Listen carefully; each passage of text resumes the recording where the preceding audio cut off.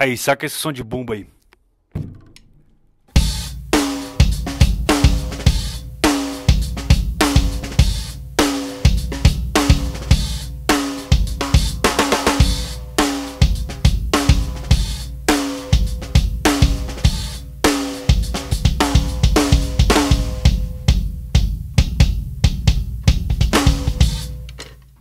Legal, né?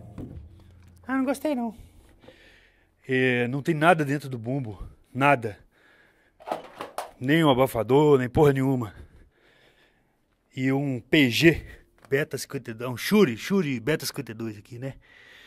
E ele não tá no buraco, igual todo mundo gosta de colocar, né? Todo mundo gosta de botar no buraco. Aí se eu quiser um som um pouquinho mais abafado, só botar esse cobertor. E outra coisa também que a galera erra muito.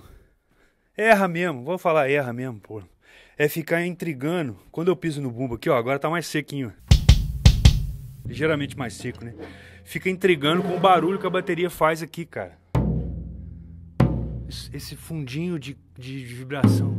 Deixa a bateria respirar.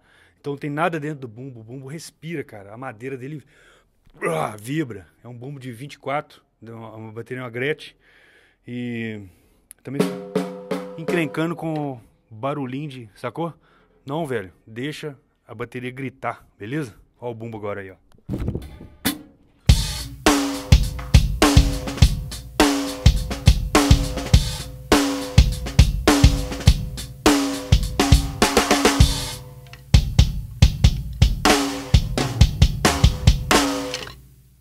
Detalhe final aí que a bateria tá com bumbo e caixa só.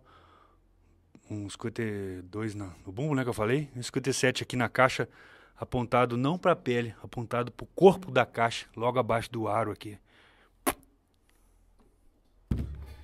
Chupa essa, seus filhos da puta.